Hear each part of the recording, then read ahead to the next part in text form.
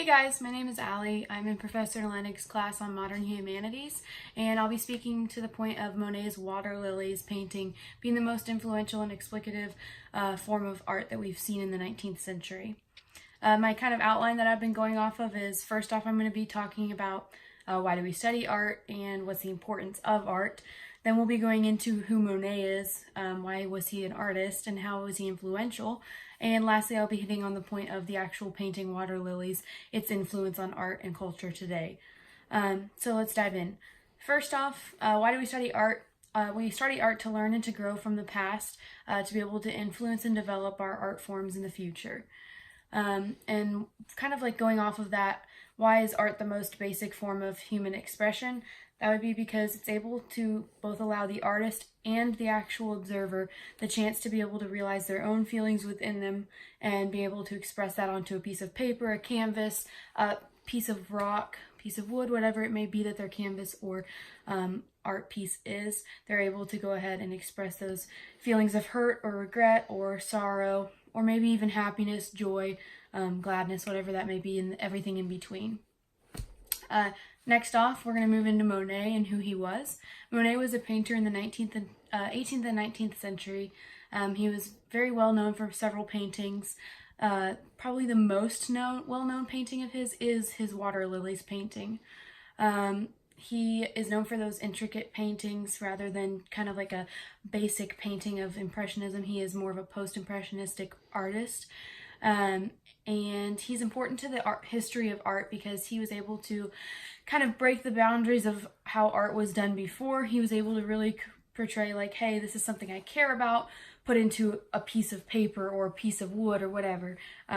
He was able to do that with most of his paintings, if not all of them, but especially Water Lilies.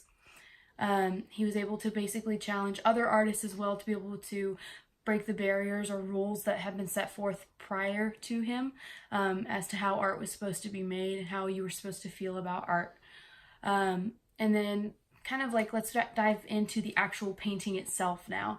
The painting is called Water Lilies, and kind of the inspiration or history behind Water Lilies is Monet had a water garden in his backyard, and one of the most probably prominent flowers that he had in that water garden were water lilies, considering that water lilies actually cover the top of a pond or a small body of water.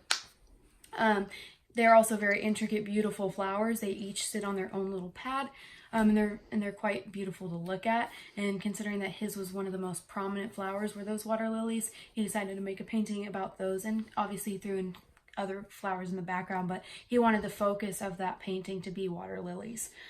And why is it well known? It's basically, Water Lilies is composed of about 300 separate paintings that are put into one big painting. We usually see like one or two that are the most well known, but it technically is a series of 300 from my research at least. And it shows that about 40 of them are put on large format, so large canvases, rather than just a small 8x10 or 5x7. It's put onto huge canvases when he painted. So that's why it's pretty well known. It's also well known for the detail that was put into it and the color schemes put into it. He basically took a very naturistic view and put it onto a canvas, which not a lot of artists would be able to do at that time. A lot of artists were more basic in their form.